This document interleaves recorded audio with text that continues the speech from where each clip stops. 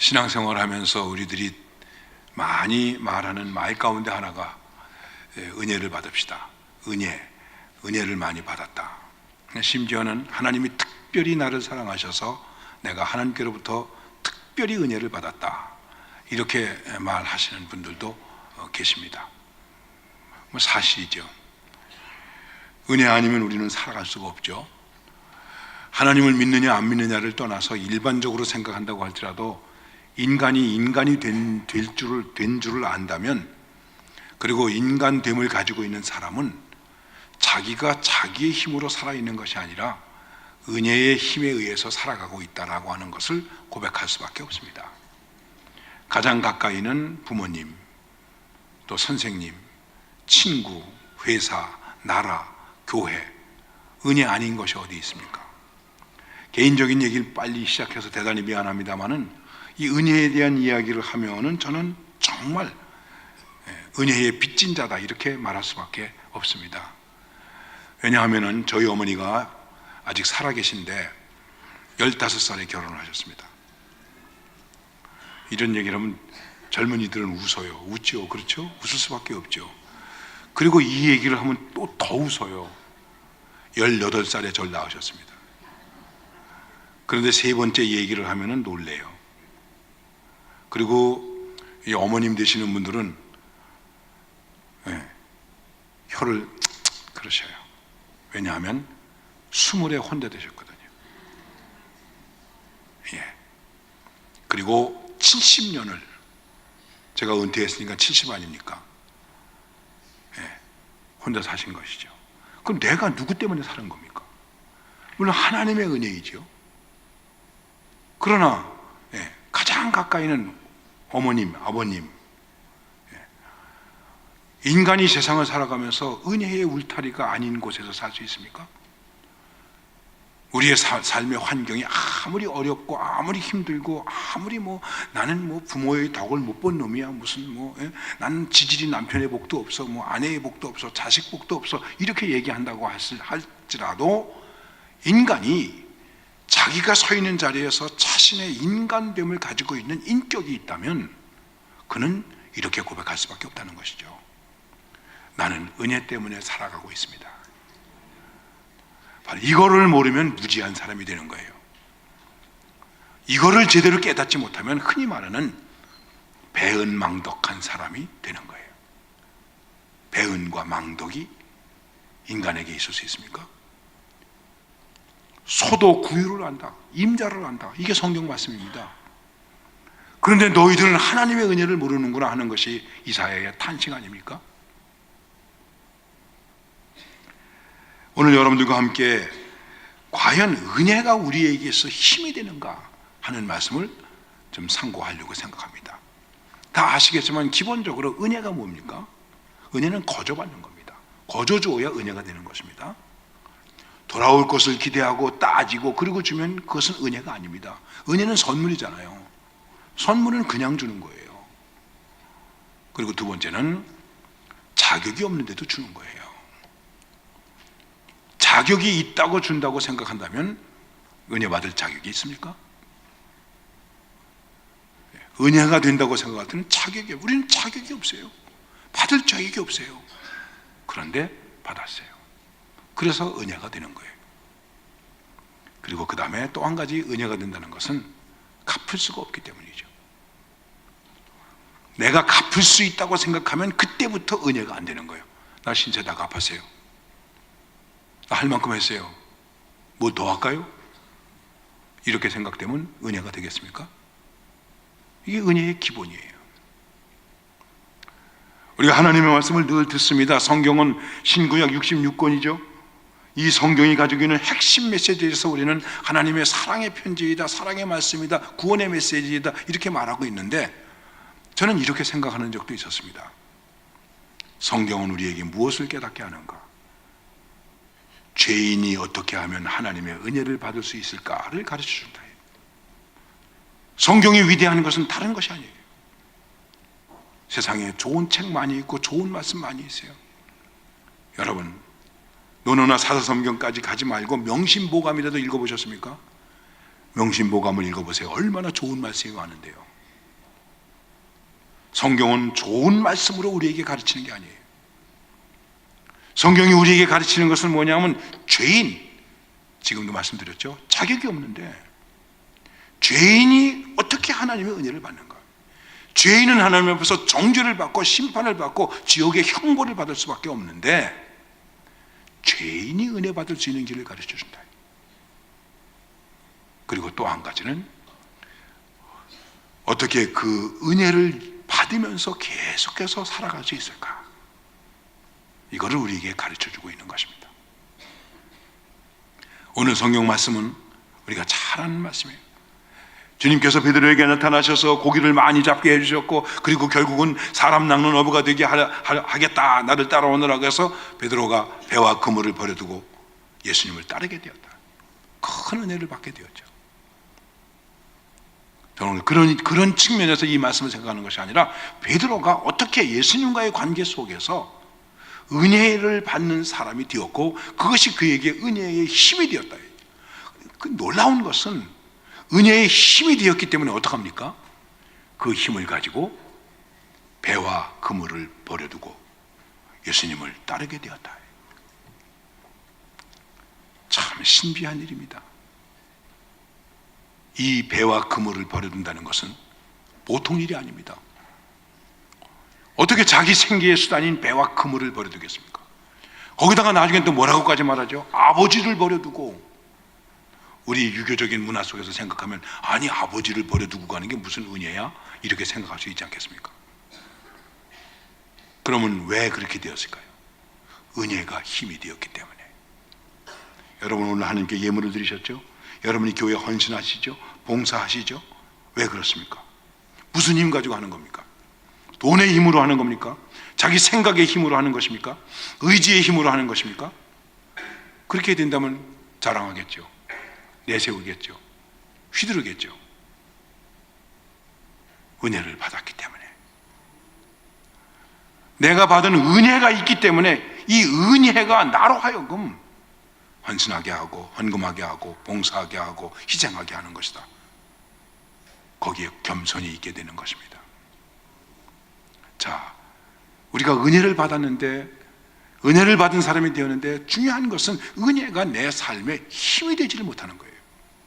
그래서 신앙생활 하다가 시험에 드는 거예요. 물론 여러 가지로 얘기를 할 수 있지만은 신앙생활 하면서 시험이 드는 이유가 무엇일까? 은혜가 힘이 되지 못하고 다른 게 자꾸만 힘이 되려고 하기 때문에 다른 것이 내게 힘이 되어야 한다고 생각하기 때문에 그런 거예요. 그럼 베드로가 어떻게 해서 은혜를 받고 그 은혜가 그에게 있어서 힘이 되었기 때문에 배와 그물을 버려두고 주님을 따르게 되었을까? 이것입니다. 여러분 다시 한번 성경을 보세요. 1절서부터 우선 3절까지 1절서부터 3절까지 한번 읽어보십시다. 다 같이 읽겠습니다. 무리가 몰려와서 하나님의 말씀을 들을새 예수는 게네사렛 호숫가에 서서 호숫가에 배 두 척이 있는 것을 보시니 어부들은 배에서 나와서 그물을 씻는지라. 예수께서 한 배에 오르시니 그 배는 시몬의 배라. 육지에서 조금 떼기를 청하시고 앉으사 배에서 무리를 가르치더니. 아멘. 이 순서대로 꼭 말씀을 드리는 것은 아니지만 3절 말씀에 보면 이렇게 말씀하고 있습니다. 예수께서 한 배에 오르시니 그 배는 시몬의 배라. 육지에서 조금 떼기를 청하시고 말씀하고 있습니다. 예수님이 베드로에게 청했다. 배를 조금 띄어달라. 예수님이 베드로에게 청했다. 사실 성경에는 그런 말씀이 자세하게 나와 있지는 않지만 성경이 무슨 이런 전기적으로 일기를 쓰듯이 기록한 것이 아니기 때문에 핵심적인 기록이기 때문에 얘기할 수는 없지만 우리가 조금 생각을 해보면 그럼 예수님께서 배에 그냥 올라가셨겠습니까? 거기 오셔서 물어보셨겠죠. 이 배 누구 배입니까? 그 베드로가 내 배입니다. 퉁명스럽게 말했는지 친절하게 말했는지는 모르겠습니다만은 그물을 씻고 있는 중에 왔기 때문에 별로 기분이 안 좋았을 것 같아요. 제 배인데요? 왜 그러세요? 이 배에 좀 타도 되겠습니까? 타슈. 베드로가 성격이 무뚝뚝해서 그랬을지도 몰라요. 그런데 예수님께서 또 뭐라고 말합니까? 배 좀 띄워주겠습니까? 아니 이 양반이 이거 뭐 그럴 수 있지 않겠습니까? 그런데 베드로가 배를 띄워줬어요. 그리고 예수님께서는 배에서 언덕에 앉아있는 사람들을 향해서 가르치게 되었다. 무슨 얘기입니까? 은혜가 힘이 되고 은혜의 삶을 살려면 부탁을 들어줄 수 있어야 돼요. 베드로는 예수님의 부탁을 들어줬단 말이에요. 배 좀 빌려주세요. 배 좀 띄워주세요. 아, 예, 그렇게 하시죠. 돈 꿔주세요. 안 꿔주면 욕해요. 여러분, 성도들 간에 가장 기본적인 게 간단한 거예요. 우리가 은혜의 생활을 잘 하려면 아주 기본적으로 뭘 해야 되겠습니까? 상대의 부탁을 들어줄 수 있으면 은혜 생활을 할 수 있어요.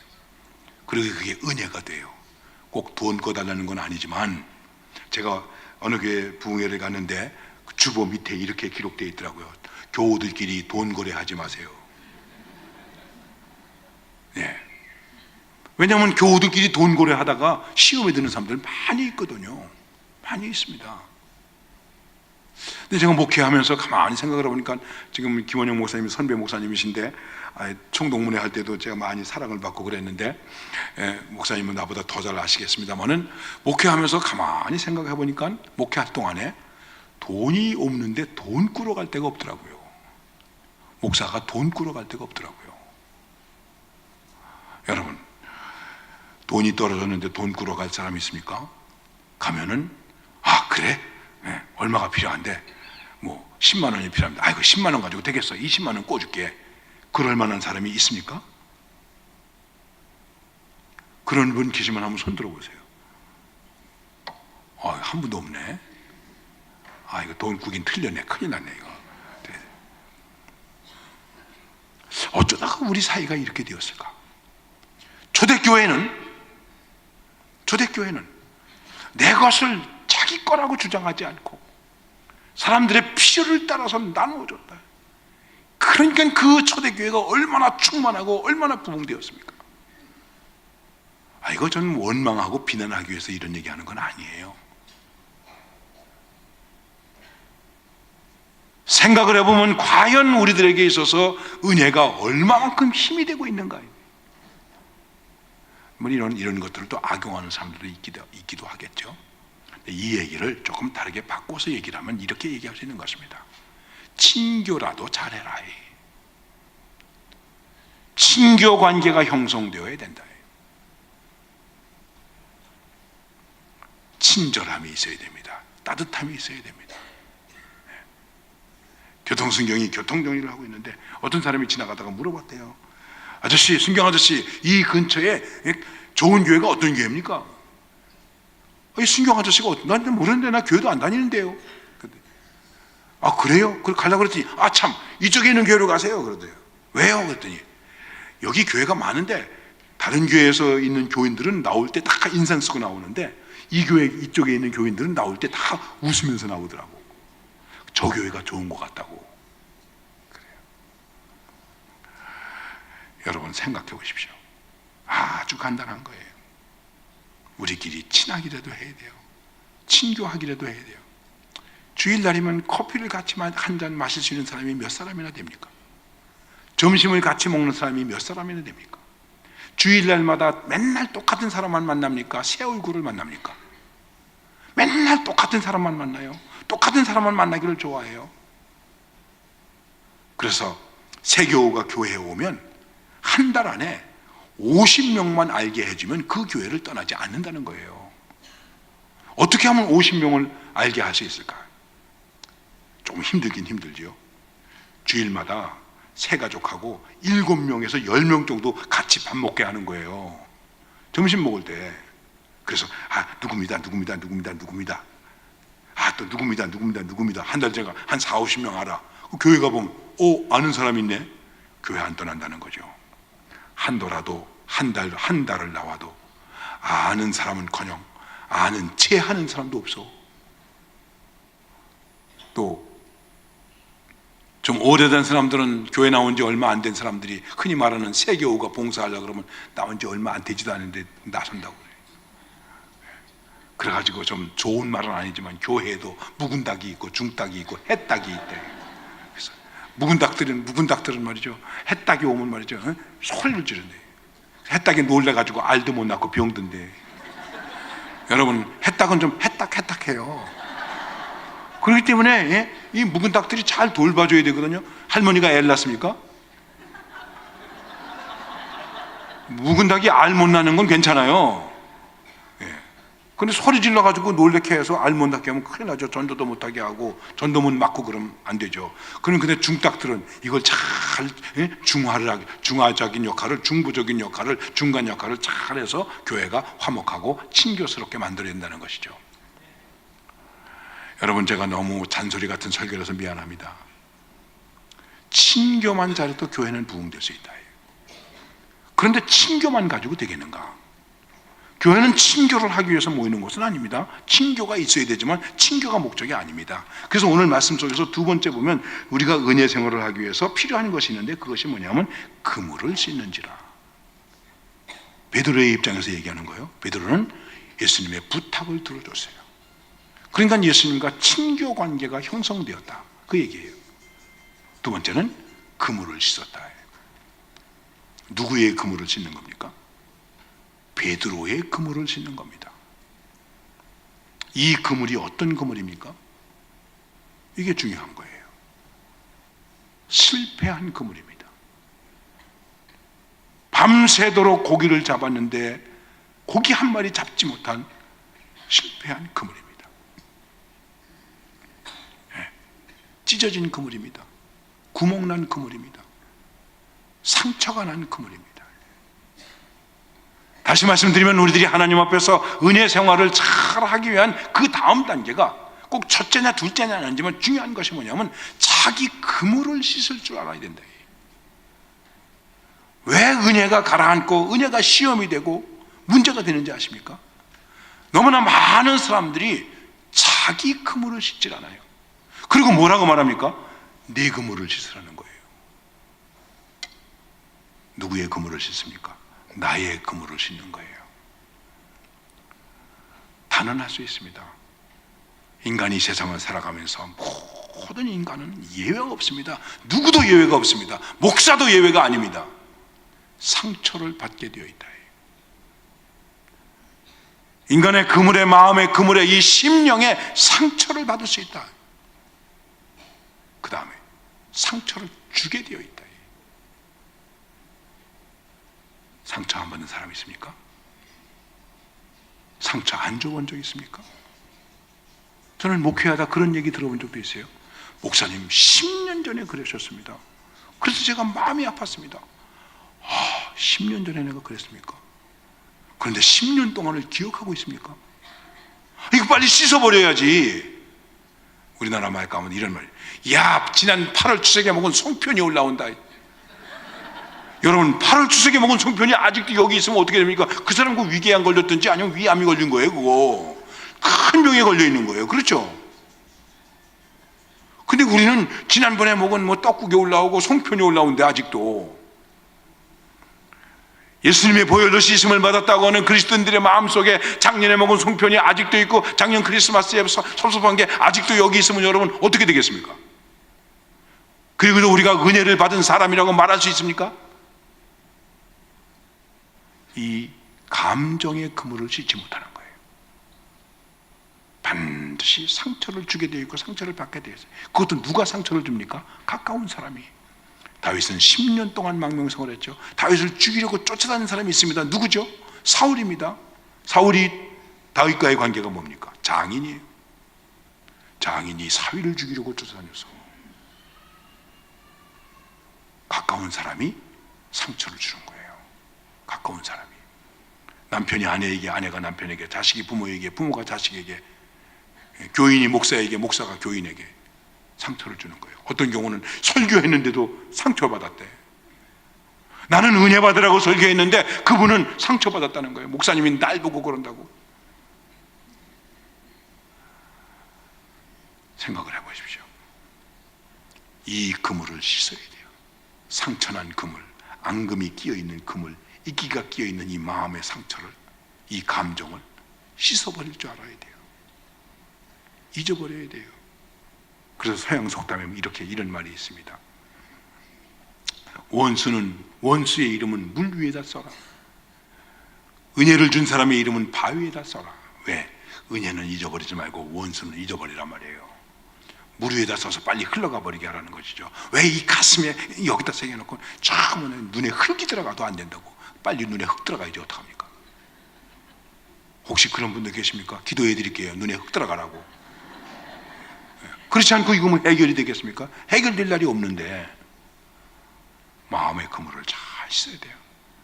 이 부분은 지금도 잠깐 말씀드렸습니다만은 이거는 너에게 문제를 제기하는 것이 아니라 나에게 문제를 제기하는 거예요. 내 마음의 그물을 씻는 거예요. 가라앉은 것 같은데 괜찮다고 그러는데 내 마음에 새겨진 상처들이, 받은 상처들이 그대로 살아있어요. 이게 섭섭함이 돼요. 한이 돼요. 그러면 나중에 암이 되는 거예요. 늘 말하죠. 내가 문제야, 내가 문제야. 다 여러분 아는 얘기야. 너 때문이야, 너 때문이야, 너 때문이야. 그런데 엄지손가락이 글쎄. 근데 여기 세 손가락은 누구를 가리키고 있습니까? 내 놈은 그래. 내가 이 얘기를 청년들에게 했더니 그 다음날 얘네들이 이러더라고요. 너 때문이야, 너 때문이야. 그러더라고요. 여러분 얼마나 많은 사람들한테 다 이러고 살아요. 이러고 살지 않고 다 이러고 살아요. 이러고. 예. 나라도 보세요. 다 이러고 있죠. 예. 잘못한 놈들만, 못된 놈들만 저 정부 안에 들어있는 것으로 얘기하고 있어요. 나 때문이라고 생각하는 사람이 없단 말이에요. 그물을 씻지 못하고 있는 것이죠. 불쌍한 인간이에요. 그러니까 그물을 씻어야 은혜 생활을 계속할 수 있습니다. 여러분 10년 전 거 아까도 잠깐 얘기했지만 또다시 얘기해서 미안합니다. 뭐 5, 6월에 먹은 뭐가, 뭐 8월 달에 먹은 총편 조각이 빨리 씻어버리세요. 빨리 잊어버리세요. 그거 잊어버리지 않으면 치매 걸리고 우울증 걸리고 정신병 걸립니다. 우리가 은혜가 힘이 되게 하기 위해서 부탁을 들어줄 수 있는 친교 관계를 형성한다면 나 스스로에게 있어서는 내 마음의 문제를 빨리 씻어버릴 수 있는, 어떻게 씻어버리든지 씻어버릴 수 있는, 그래야 은혜의 생활을 계속할 수 있다. 그때 그랬지. 우리나라는 나쁜 속담도 많아요. 내가 내 눈에서 눈물 나게 했으니 네 눈에서는 피눈물 날 거야. 그래서 속 시원하게 생각하는 거예요. 그렇게 그런 것들을. 그리고 그 다음 단계의 얘기를 하고 있습니다. 여러분 이제 말씀을 봅시다. 4절에서부터 5절까지를 봅시다. 4절에서 5절 다 같이 읽겠습니다. 말씀을 마치시고 시몬에게 이르시되 깊은 데로 가서 그물을 내려 고기를 잡으라. 시몬이 대답하여 이르되 선생님 우리들이 밤이 새도록 수고하였으되 잡은 것이 없지만은 말씀에 의지하여 내가 그물을 내리리다 하고. 아멘.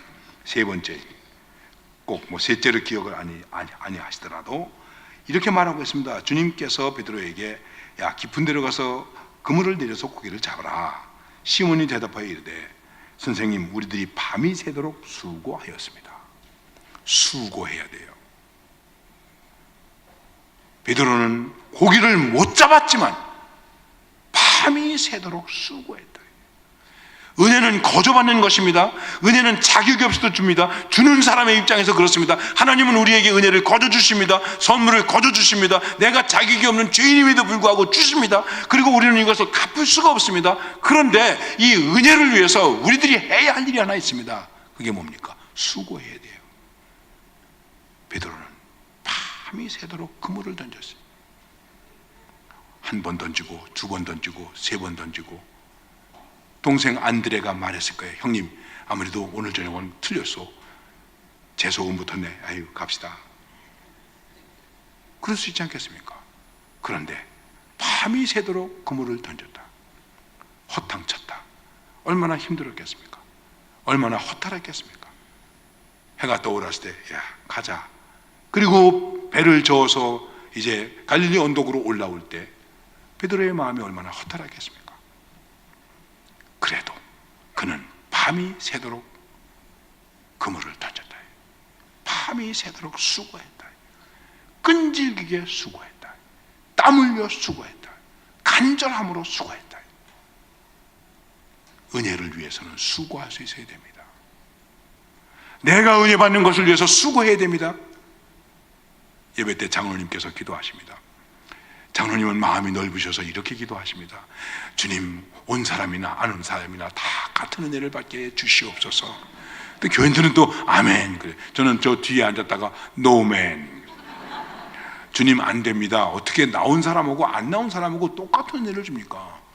사정이 없어서 안 나오신 분은 할 수 없는 것이지만, 여기 지금 이렇게 추위를 무릅쓰고 오신 분들과 뜨뜻한 아랫목에 앉아가지고 텔레비 보고 있는 사람과 어떻게 똑같은 은혜를 받아야 됩니까? 전 반대예요. 제가 마음이 좁아서 미안합니다. 그렇잖아요.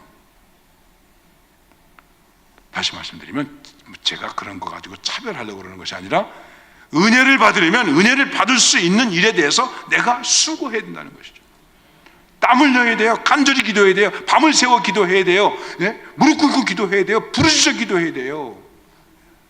주여 그렇게 해 주시옵소서. 이거 하고 주여 그렇게 해 주시옵소서. 어떤 게 더 간절한 것입니까? 어떤 사람은 말합니다. 기도는 노동이다.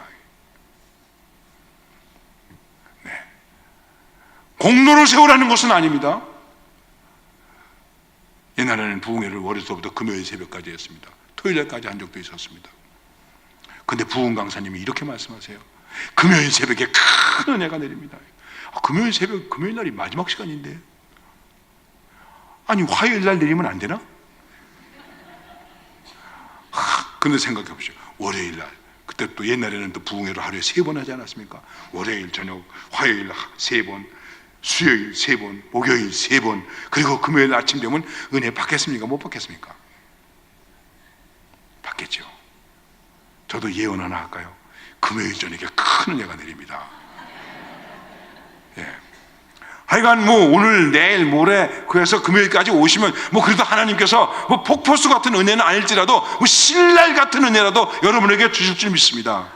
뭐 전 능력이 없어가지고 여러분들에게 큰 은혜 받게 그 말을 못 하겠고, 그래도 신랄 같은 은혜라도 하나님께서 여기 이렇게 살짝이라도 얹어 주실 거예요.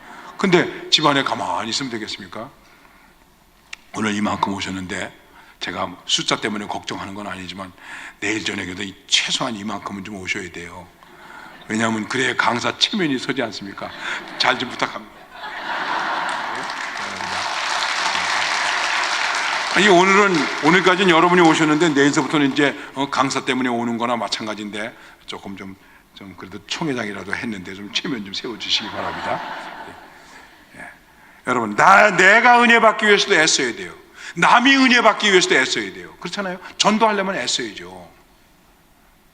그래서 가서 뭐 봐주기도 하고, 애도 봐주기도 하고, 뭐 돌 봐주기도 하고, 부침개도 부쳐다 주고 말이죠. 뭐 식사도 사주고, 차도 대접하고, 그러지 않습니까? 전도 대상자를 정해놓고 여러분 그분을 위해서 얼마나 애쓰고 있습니까? 새벽마다 기도하지 않습니까? 그러니까 내가 은혜 받는 일을 위해서 애쓰고 수고해야 된다. 그게 필요하다는 것이죠. 신교 관계를 형성하고 그물을 씻고 감정을 잘 다스리고 수고하고 애쓴다. 이거는 우리들 입장에서 어느 정도 할 수 있는 거예요. 여러분과 제가 마음 먹으면 할 수 있어요. 그래도 내가 참으면 되잖아요. 내가 애쓰면 되잖아요. 에이, 그래 내가 수고하지 뭐. 억울해도 내가 참지 뭐. 우리는 그렇게 생각할 수 있습니다. 그러나 우리의 은혜의 수준은 거기에 머물러 있는 것이 아닙니다. 우리의 은혜의 수준은 그 이상으로 가야 그것이 우리에게 힘이 되는 것입니다. 그게 무엇일까요? 오늘 베드로는 이렇게 말씀하고 있습니다. 말씀에 의지하여 그물을 내리겠습니다. 말씀에 의지하겠습니다. 사람의 감정을 의지하는 것이 아닙니다. 나의 생각을 의지하는 것이 아닙니다. 나의 어떤 의지를 의지하는 것이 아닙니다. 말씀에 의지한다는 것입니다. 왜 말씀에 의지합니까? 밤이 새도록 수고했지만은 잡은 것이 없습니다. 나에게서는 실패가 되었습니다. 끝났습니다. 안 됐습니다. 실패했습니다. 여기서는 끝났습니다. 내가 하나님의 은혜가 아니고는 내게서 나올 수 있는 것으로 내가 할 수 있는 것은, 내가 은혜로 살 수 있는 것은 여기서 끝났습니다. 이제 의지할 수 있는 것은 내 감정과 내 힘과 내 의지가 아니라 말씀입니다. 여러분, 우리가 은혜의 생활을 정말 깊이 하려면 말씀에 의지해야 되는 것입니다. 과연 말씀이 힘이 있는가? 말씀이 힘이 있기 때문에 나는 참을 수 없지만 말씀이 그렇지 참는가? 여기에서는 미움이 솟아오르고 있지만은 말씀 때문에 그렇지, 내가 이거 버려야지. 과연 말씀이 힘이 되고 있는가? 과연 하나님의 말씀은 여러분에게 침묵하고 있습니까? 아니면 말씀하고 있습니까? 말씀이 내게 어떻게 말씀하고 있습니까? 우리가 부르는 찬양대로 주님 말씀하시면 내가 나아가리다, 주님 말씀하시면 내가 멈춰서리이다, 그렇습니까? 적어도 그리스도인이 이 세상을 살아가면서 말씀은 우리의 삶의 정황무한 삶의 규칙이다, 법칙이다, 우리가 이렇게 믿음으로 고백하고 있는데 말씀이 내 삶의 법칙입니까? 아니, 목사님, 아니에요. 테레비가 해서 그러는데요. 텔레비에서 그러는데요. 다 텔레비를 따라가더라고요. 말씀을 안 따라가고, 전통 따라가고, 관례 따라가고, 관습 따라가고. 나는 그래서 이렇게 말했습니다. 전통, 관례, 관습 좋은 거 많습니다. 그러나 진리가 아닙니다. 어떤 사람은 전통이 진리인 줄 알아요. 전통이 진리인 줄 알아요. 어느 교회에 새로 목사님이 가셨는데, 이 목사님이 설교하시다가, 저도 가능한 한 안 마십니다만은 물을 마셨대요. 물을 마셔도 예배를 마치고 하는데 어떤 분이 나이 드신 분이 나오셔서, 목사님, 우리 교회는 설교하다 물 먹는 거 전통이 아닙니다. 아니, 전통 때문에 물도 마음대로 못 마시네. 저는 116년 된 교회에서 은퇴했습니다. 전통이 얼마나 많은지 몰라요.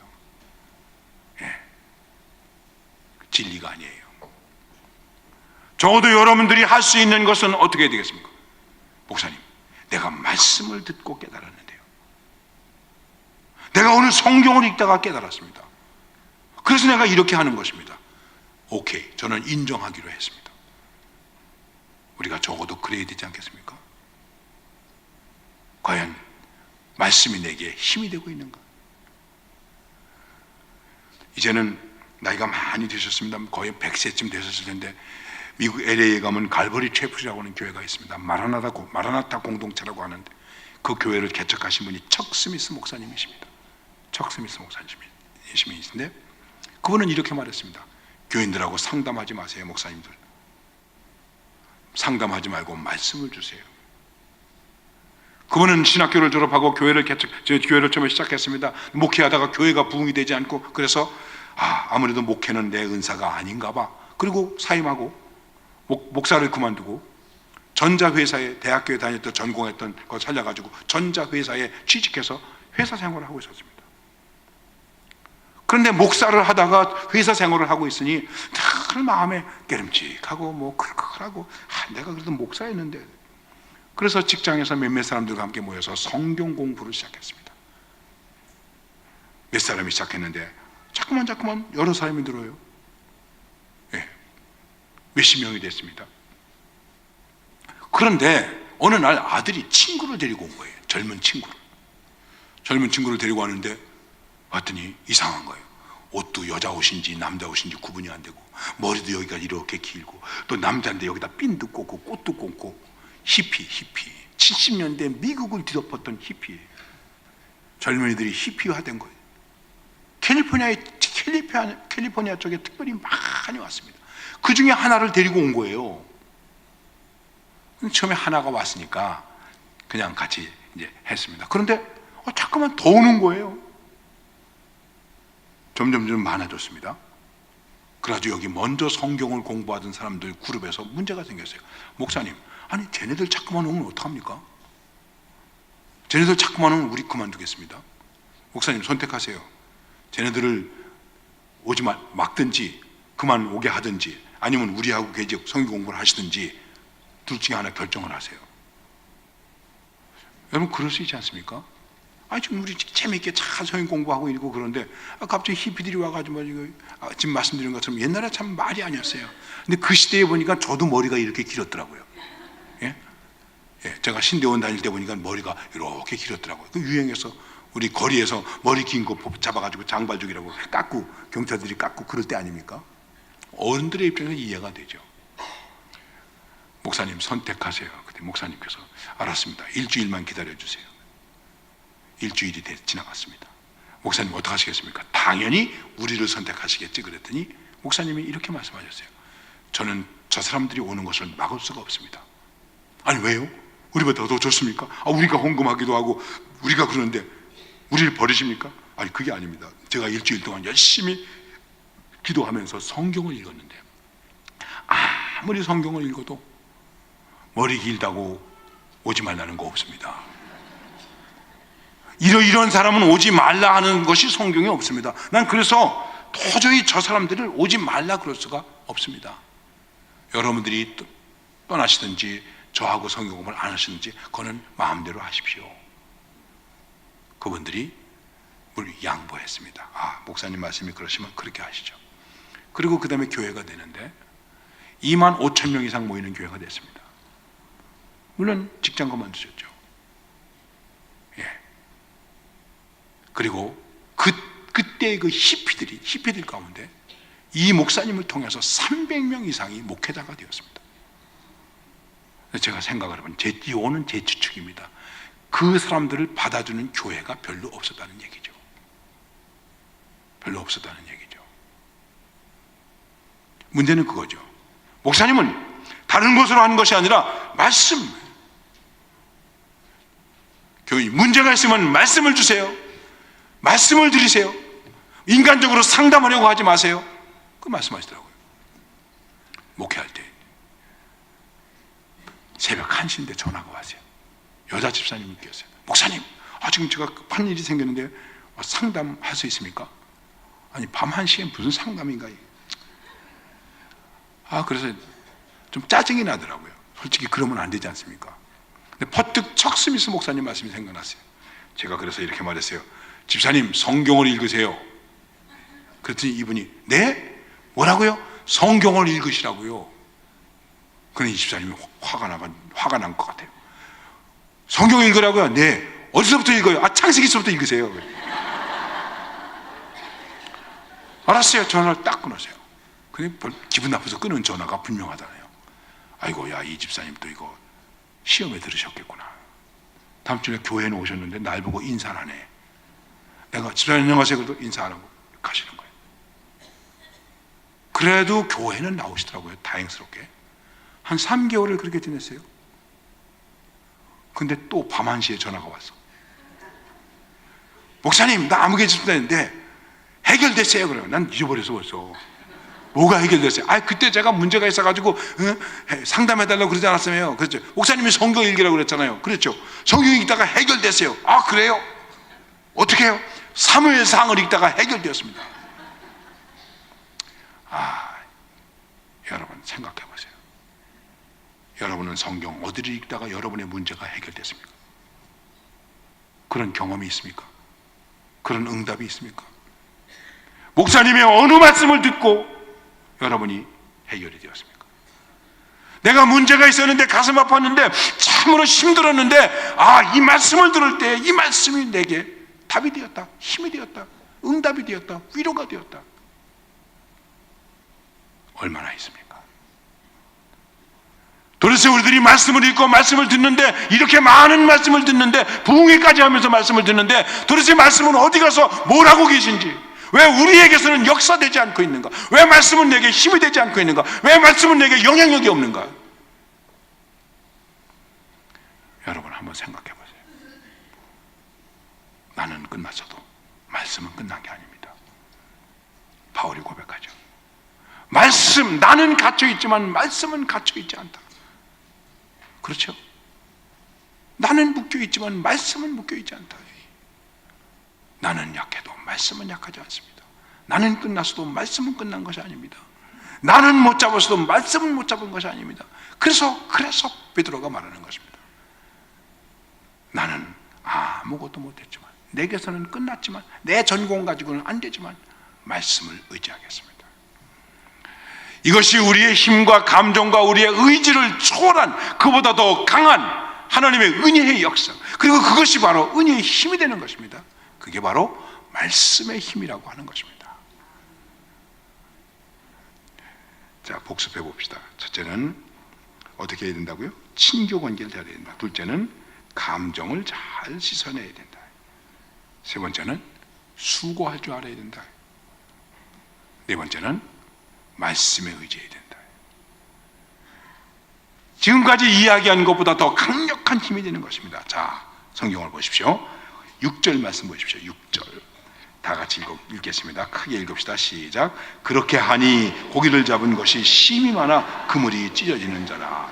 그렇게 하니가 뭡니까? 말씀에 의지하여 내가 그물을 내리리이다. 말씀에 의지하니, 말씀을 의지하여 그렇게 하니, 말씀을 의지하여 그렇게 하니 어떻게 되었다고요? 고기를 잡은 것이 심이 많아 그물이 찢어지는지라. 7절 다 같이 읽겠습니다. 이에 다른 배에 있는 동무들에게 손짓하여 와서 도와달라 하니 그들이 와서 2배의 채움에 잠기게 되었더라. 은혜가 힘이 되려면 어떻게 되겠습니까? 은혜를 나누어야 되겠죠. 나누어야 되는 거예요. 나누면 잡기는 1배에서 잡았는데 나누니까 2배에 가득하게 되었더라. 오늘 은혜는 여러분들이 받았지만은 여러분이 받은 은혜를 나눈다면, 구역에서 나눈다면, 식구들에게 나눈다면, 아는 사람에게 나눈다면, 자식과 나눈다면 배는 하나이지만 2배에 가득 차게 될 줄로 믿습니다. 이게 은혜예요. 이게 축복이에요. 이게 축복이에요. 어떻게 나누시겠습니까? 그리고 이렇게 나누는 것이 뭐가 되는 겁니까? 이게 사랑이 되는 거예요. 이게 구제가 되는 거예요. 이게 선교하는 거예요. 교회가 망하려면 할 일이 딱 하나 있어요. 선교하지 마세요. 그러면 망해요. 나누지 마세요. 그러면 망해요. 나누면 안 망합니다. 보리떡 5개도 5,000명을 먹일 수 있습니다. 나누니까. 예. 한 어린아이의 힘이 5,000명을 먹이는 힘이 되었습니다. 왜? 나누니까. 나누면 그것이 우리에게 있어서 큰 은혜의 힘이 되는 것입니다. 아까도 잠깐 말씀드렸지만 초대교회는 어떻게 됐습니까? 나누기에. 초대교회는 가난했습니다. 핍박받았습니다. 힘들었습니다. 교회 건물도 제대로 없었습니다. 그런데도 부흥됐습니다. 왜? 나누고 있었기 때문에. 내가 나누면 그 은혜는 정말 힘이 되는 거예요. 나누지 않으면 내가 아무리 은혜를 받았다고 할지라도 그것이 은혜의 힘이라고 얘기할 수 없는 거예요. 나눌 때의 힘이 되는 거예요. 자, 그 다음 말씀을 보십시다. 그 다음 말씀 이렇게 말씀하고 2배에 잠기게 되었더라. 그랬더니 8절 다 같이 8절 읽겠습니다. 시작. 시몬 베드로가 이를 보고 예수의 무릎 아래에 엎드려 이르되 주여 나를 떠나소서 나는 죄인이로소이다 하니. 시몬 베드로가 이를 보고 고기 잡힌 거 봤습니다. 2배에 가득하게 된 거 보았습니다. 그런데 그거를 보고 그렇게 밤새도록 수고하면서 잡으려고 했던 그 고기가 많이 잡힌 것을 봤는데 이 베드로가 이를 보고 그 고기 잡힌 것을 보고 예수의 무릎 아래에 엎드려 이렇게 말하고 있습니다. 그거를 보고 그는 고기 있는 곳으로 가지 않았습니다. 이것도 굉장한 은혜의 일인데 그리로 가지 않고 예수님 앞에 왔습니다. 우리의 신앙생활 속에는 언제나 뭐가 있습니까? 세상을 보고 주님을 보고, 그렇죠? 고기를 보고 주님을 보고, 돈을 보고 주님을 보고, 땅을 보고 주님을 보고, 사람을 보고 주님을 보고. 그런데 어디로 가시겠습니까? 주님께로 옵니까? 주님께 와서 무릎을 꿇겠습니까?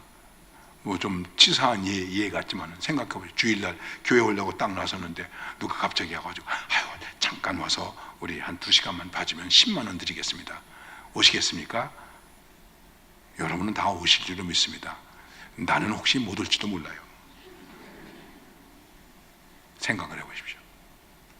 일을 보고 주님을 보고, 세상을 보고 주님을 보고, 돈을 보고 주님을 보고, 사람을 보고 주님을 보고.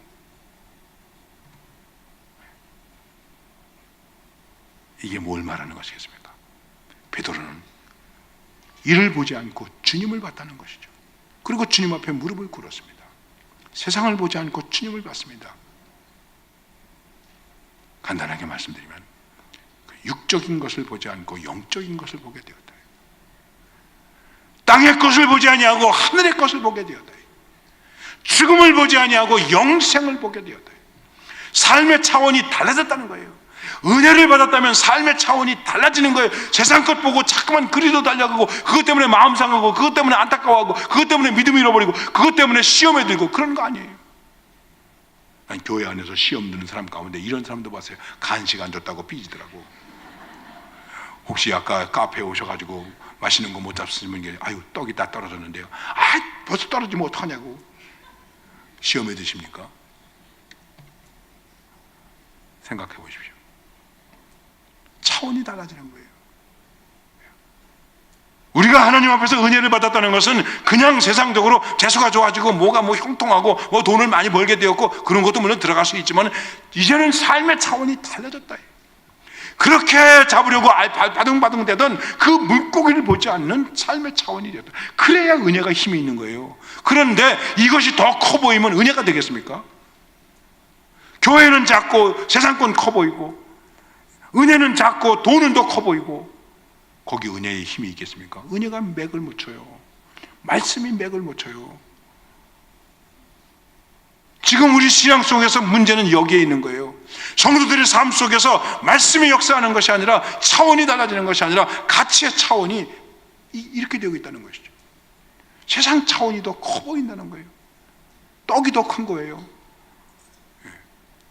돌 가지고 자꾸만 떡을 만들기를 원하는 거예요. 예수님인들 떡이 싫으셨겠습니까? 그러나 떡으로만 사는 것이 아니다. 하나님의 입으로부터 나오는 말씀으로 사는 것이다. 내가 고기 잡으면서 살아왔다. 내 삶의 가치가 여기에 있었다. 달라졌다. 그런데 이렇게 달라지는 고백이 무엇일까 하는 것입니다. 이게 중요한 것입니다. 나름대로 내가 사람들과 친교 관계를 이루기도 합니다. 내가 내 감정을 잘 다스릴 수도 있습니다. 그리고 내가 은혜의 이 역사를 위해서 수고할 수도 있습니다. 나름대로 우리는 얼마든지 할 수 있습니다. 말씀 잘 듣고 또 은혜를 나누고. 그런데 우리의 은혜의 알파와 오메가가 무엇일까? 그리스도인이 하나님 앞에서 은혜로 살고 은혜의 삶이 되고 그 은혜가 힘이 되는 데 있어서의 알파와 오메가가 무엇일까? 주여, 나는 죄인입니다. 여기에 있는 것입니다. 이게 우리의 은혜의 알파와 오메가입니다. 하나님의 은혜가 어디에 있는가? 주여, 나는 죄인입니다. 죄인이 아니면 예수님이 필요가 없는 거예요. 이 말씀은 이렇게 해도 우리가 얘기할 수 있는 것입니다. 주여, 나는 죄인입니다. 이 얘기는 죄인은 죽을 수밖에 없잖아요. 죄의 삭은 사망이요, 죄인은 죽음을 짊어지고 사는 사람 아닙니까? 그리고 우리가 어떻게 죄의 문제를 해결할 수 있겠습니까? 아무리 발버둥 쳐도 작은 죄라고 생각하든 큰 죄라고 생각하든 내 죄의 문제를 내가 해결할 수 있습니까? 해결할 수 없잖아요. 베드로가 말합니다. 나는 죄인입니다 하는 이 말씀은 나는 은혜가 아니면 살아갈 수가 없습니다. 주님의 은혜 아니면 살 수 없습니다. 지금까지 내가 고기 잡아서 내가 장사 잘하고 내가 사업 잘하고 그래서 내가 지금 잘 사는 줄 알고 있었는데 아니로구나. 이분을 만나고 보니까는 그거는 육적인 것이고 영적으로 생각해 볼 때 나는 죄인인데 은혜가 아니고는 살아갈 수가 없구나. 여러분, 이걸 깨닫는 게 은혜가 힘이 될 수 있는 길이 되는 것입니다. 근데 우리가 신앙생활하면서 예수를 좀 오래 믿으면 자꾸만 스스로 의로운 체 하는 거예요. 그래서 뭐가 되죠? 바리새인이 되는 거예요. 바리새인들이 신앙 생활을 잘 못해서 예수님께로부터 책망받았을까요? 11조 잘했죠, 제사 잘했죠, 구제 잘했죠, 기도도 열심히 했죠. 물론 외식으로 했지만은 예수님이 그래서 뭐라고 말씀하셨죠? 저들의 행동은 본받지 말고 교훈은 그래도 받아들여도 된다. 예수님은 그렇게 말씀하셨어요. 그럴 정도로 그래도 어느 정도 예수님은 바리새인들을 약간 인정을 하셨어요. 그런데 그들에게 있어서 결정적인 실수가 무엇입니까? 자기를 의롭게 생각한 거예요. 스스로 의롭다 생각한 거예요. 그래서 저 세리, 저 죄인과 나는 다릅니다. 나는 저렇지 않습니다. 왜? 나는 의인이기 때문에. 여러분과 제가 예수를 믿었습니다. 의인이 되었습니다. 나중에 내가 진짜 의인인 줄 아는 거예요. 내가 의인이 된 것은 하나님께로부터 의롭다 인정함을 받아서 의롭다로 생각해서 허물을 가리워 주셔서 내가 의인이 되었는데도 내가 의인인 줄로 착각을 하는 거예요. 그게 아닙니다. 정말로 우리가 은혜를 받았다면, 은혜가 힘이 된다면 우리는 하나님 앞에서 그렇게 고백할 수밖에 없지 않습니까? 나는 죄인입니다. 여러분, 예수를 믿으면서 참 어려운 게 하나 있습니다. 왜? 무엇이 어려울까요?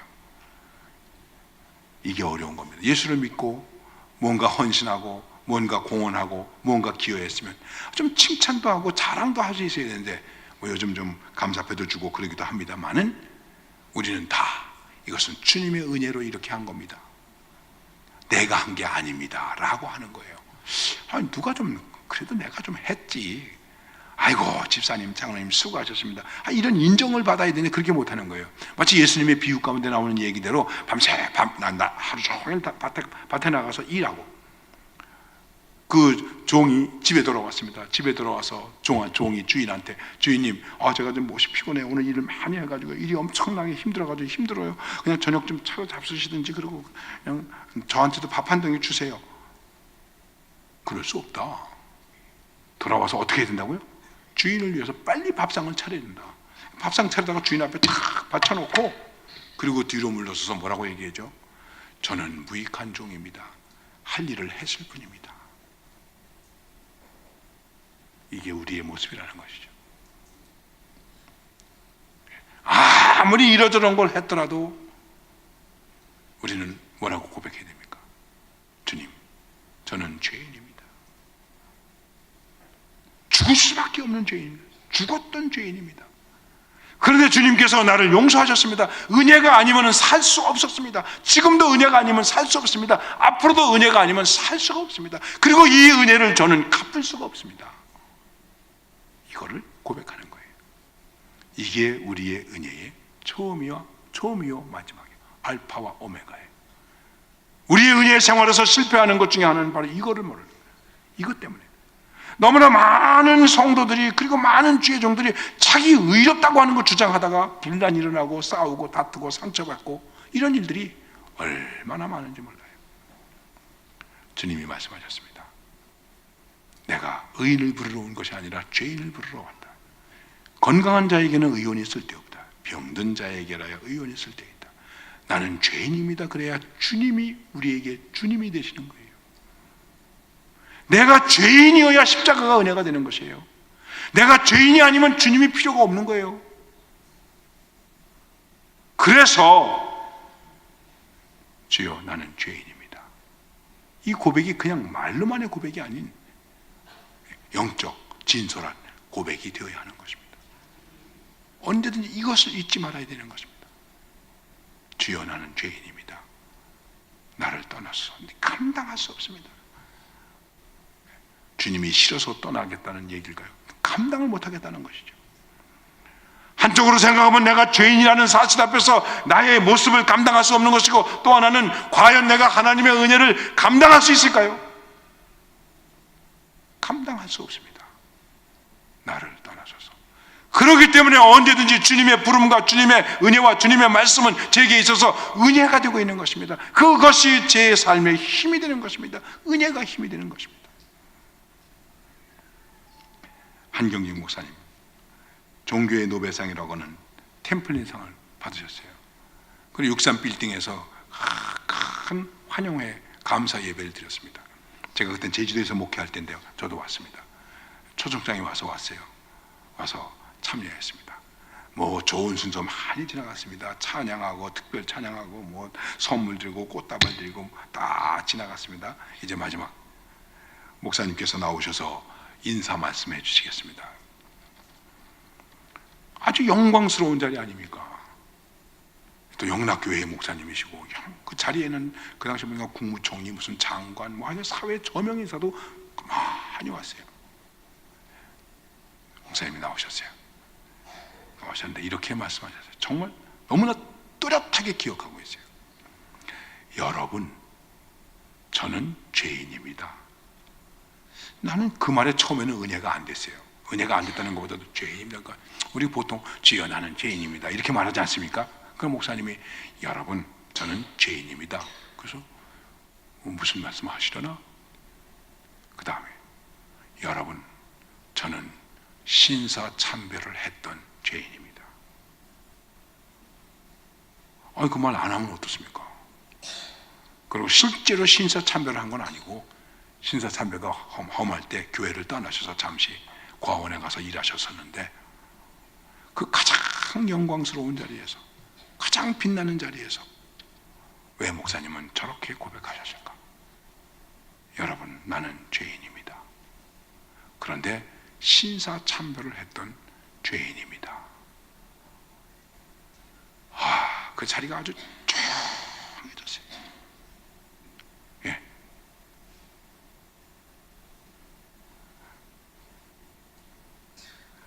우리가 잘 아는 찬송가 있죠. 나 같은 죄인 살리신 주 은혜 놀라워. 뉴턴이 흑인 노예 장사를 던 사람이고 나중에 예수 믿고 회개해서 그 노래를 지지 않았습니까? 어메이징 그레이스라고 하는 영화도 나왔습니다만, 어메이징 그레이스예요 제목이.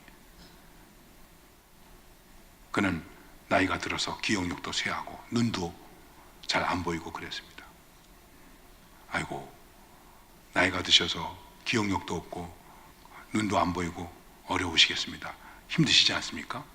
아니요, 난 두 가지만 알면 됩니다. 뭔데요? 내가 죄인이라는 사실과 주님이 나의 구주라는 것, 두 가지만 알면 됩니다.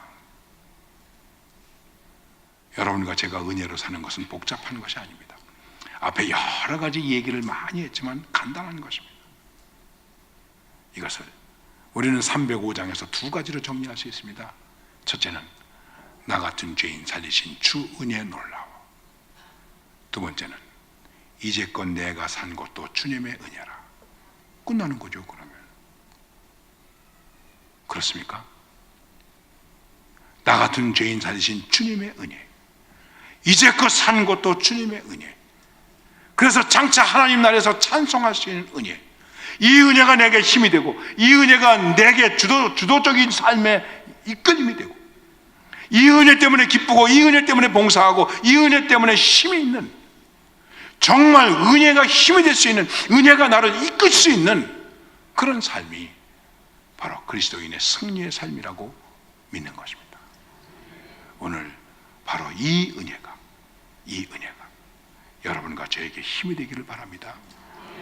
그래야 십자가가 은혜가 되고 직분도 은혜가 되고 부름도 은혜가 되고 모든 것이 은혜가 되는 것입니다. 이 은혜의 힘으로 살아가십시다. 나 같은 죄인 살리신 주의 놀라워 잃었던 생명 찾았고 광명을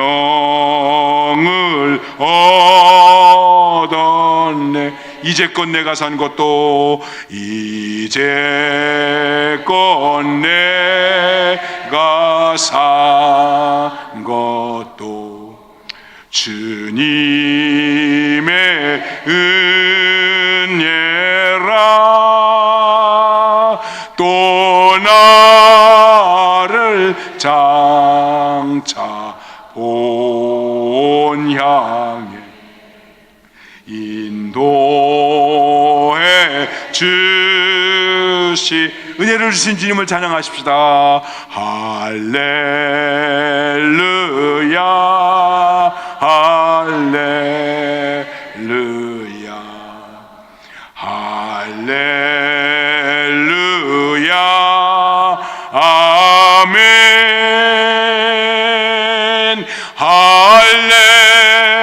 할렐루야 할렐루야 할렐루야